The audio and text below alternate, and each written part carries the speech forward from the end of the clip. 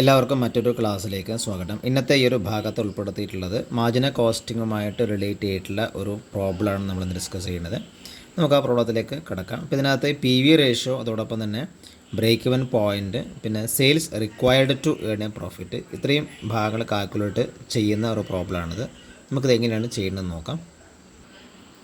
വളരെ സിമ്പിളായിട്ടുള്ളൊരു ക്വസ്റ്റ്യനാണിത്. ആദ്യമായിട്ട് സെയിൽസിൻ്റെ വാല്യൂ പറഞ്ഞിട്ടുണ്ട്. സെയിൽസിൻ്റെ 1 ലാഖാണ് സെയിൽസ് ഉള്ളത്. അതുപോലെ തന്നെ വാരിയബിൾ കോസ്റ്റ് ഉള്ളത് 60,000 ആണ്. ഫിക്സഡ് കോസ്റ്റ് ഉള്ളത് 30,000 ആണ്. അപ്പോൾ അതിൽ നിന്ന് നമുക്ക് ആദ്യം കാൽക്കുലേറ്റ് ചെയ്യാൻ പറഞ്ഞിട്ടുള്ളത് പി വി റേഷ്യോ ആണ് ആദ്യം കാൽക്കുലേറ്റ് ചെയ്യേണ്ടത്.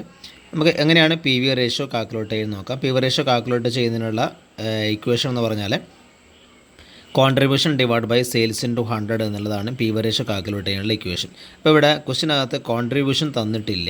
അപ്പോൾ കോൺട്രിബ്യൂഷൻ കാൽക്കുലേറ്റ് ചെയ്യുന്നതിന് വേണ്ടിയിട്ട് നമുക്ക് ഈ സെയിൽസിൽ നിന്ന് വാരിയബിൾ കോസ്റ്റ് കുറച്ചാൽ എന്ത് കിട്ടും? കോൺട്രിബ്യൂഷൻ കിട്ടും. സെയിൽസ് എമൗണ്ട് ഉള്ളത് 1 ലാഖാണ്. വാരിയബിൾ കോസ്റ്റ് ഉള്ളത് 60,000 രൂപയാണ് വാരിയബിൾ കോസ്റ്റ് ഉള്ളത്. അപ്പോൾ 40,000 രൂപയാണ് കോൺട്രിബ്യൂഷൻ്റെ എമൗണ്ട് എന്നുള്ളത്. അപ്പോൾ അതാണ് ഇവിടെ കാൽക്കുലേറ്റ് ചെയ്യുന്നത് കോൺട്രിബ്യൂഷൻ 40,000 എന്നുള്ളത്. ദെൻ നമുക്ക് പി വി റേഷ്യോ കാൽക്കുലേറ്റ് ചെയ്യാം. പി വി റേഷ്യോ കാൽക്കുലേറ്റ് ചെയ്യുന്ന contribution divided by sales into 100 എന്നുള്ളതാണ് പി വി റേഷ്യോൻ്റെ ഇക്വേഷൻ എന്നുള്ളത്.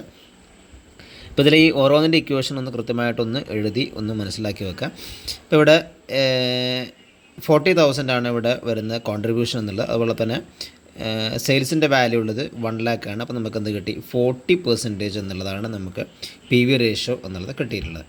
ഇനി നെക്സ്റ്റ് കാൽക്കുലേറ്റ് ചെയ്യാൻ പറ്റുന്നത് ബ്രേക്ക് ഇവൻ പോയിൻ്റ് ആണ്. ഇപ്പോൾ ഈ ബ്രേക്ക് ഇവൻ പോയിൻ്റ് റുപ്പീസിലുള്ള വാല്യൂ ആണ് നമ്മളിപ്പോൾ ഇവിടെ കാൽക്കുലേറ്റ് ചെയ്യാൻ വേണ്ടി പോകുന്നത്.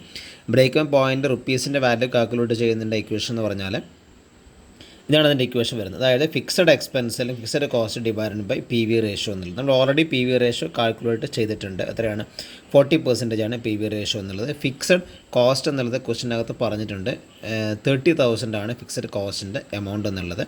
നമുക്ക് വളരെ എളുപ്പത്തിൽ നമുക്കത് ബ്രേക്ക് ഇവൻ പോയിൻ്റ് റുപ്പീസിലെ വാല്യൂ എന്നുള്ളത് കാൽക്കുലേറ്റ് ചെയ്യാൻ വേണ്ടി പറ്റും. അപ്പോൾ ഇവിടെ ആ ഒരു എമൗണ്ട് വരുന്നത് പറഞ്ഞാൽ 30,000 ഡിവൈഡഡ് ബൈ 40%. 40% എന്താണ്? പി വി റേഷ്യോൻ്റെ എമൗണ്ട് ആണ്. അപ്പോൾ നമുക്കങ്ങനെ 75,000 ആണ് നമുക്ക് എന്ത് കിട്ടുന്നത്? Break even point in rupees എന്നുള്ളത് കിട്ടുന്നത്. ദെൻ നെക്സ്റ്റ് നമ്മളെ ക്വസ്റ്റിനകത്ത് പറഞ്ഞിട്ടുള്ളത് sales value to earn a profit of ₹20,000. അതായത് ഡിസൈഡ് പ്രോഫിറ്റ് എന്നുള്ളത് എത്രയാണ്? 20,000 രൂപയാണ് ഡിസൈഡ് പ്രോഫിറ്റ് എന്നുള്ളത്. ആ ഡിസൈഡ് പ്രോഫിറ്റ് ഏൺ ചെയ്യുന്നതിന് വേണ്ടിയിട്ട് നമ്മൾക്ക് എത്ര സെയിൽസ് വാല്യൂ ആണ് ആവശ്യമായിട്ടുള്ളത്? Sales value required to earn a desired profit of ₹20,000. നമ്മൾക്ക് അതിൻ്റെ ഇക്വേഷൻ എന്നുള്ളത് ഫിക്സഡ് കോസ്റ്റ് പ്ലസ് ഈ പ്രോഫിറ്റ്, അതായത് 20,000 രൂപ divided by P V ratio എന്നുള്ളതാണ് ഇതിൻ്റെ ഇക്വേഷനായിട്ട് വരുന്നത്. നമുക്ക് എങ്ങനെയാണ് ചെയ്യുന്നത് നോക്കാം. ഇവിടെ ഫിക്സഡ് കോസ്റ്റ് തന്നിട്ടുണ്ട്. എത്രയാണ്? 30,000 രൂപയാണ് ഫിക്സഡ് കോസ്റ്റ് എന്നുള്ളത്. പിന്നെ ഡിസൈഡ് പ്രോഫിറ്റ് എന്നുള്ളത് 20,000 രൂപയാണ് ഡിസൈഡ് പ്രോഫിറ്റ് എന്നുള്ളത്.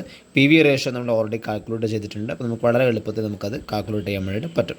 അതായത് sales required to earn a profit of ₹20,000 എന്നുള്ളത് കാൽക്കുലേറ്റ് ചെയ്യുന്ന fixed cost plus profit divide by P V ratio ആണ്. Fixed cost 30,000 plus 20,000 divide by 40%. 40 divide by 100, അതായത് 40% ആണ് എന്ത് പി വി റേഷ്യോ എന്നുള്ളത്. അപ്പോൾ അത് നമുക്ക് ചെയ്താൽ നമുക്ക് എത്ര കിട്ടും? നമുക്ക് ഇപ്പോൾ ഇവിടെ ഈ 40 ഡിവൈഡ് ബൈ 100 എന്നുള്ളത് നമ്മൾക്ക് അതിൻ്റെ റെസിപ്രോക്കൽ വാല്യൂ 40 × 100 എന്ന് എടുത്തു.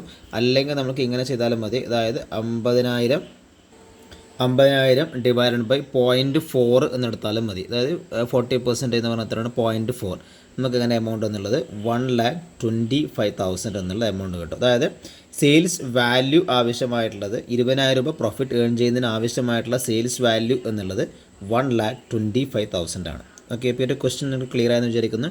എന്തെങ്കിലും ഡൗട്ട് ഉണ്ടെങ്കിൽ നിങ്ങൾക്ക് താഴെ കമൻറ്റായിട്ട് ചോദിക്കാം. അടുത്ത ഒരു ഭാഗമായി നെക്സ്റ്റ് ക്ലാസ്സിൽ കാണാം. Thank you.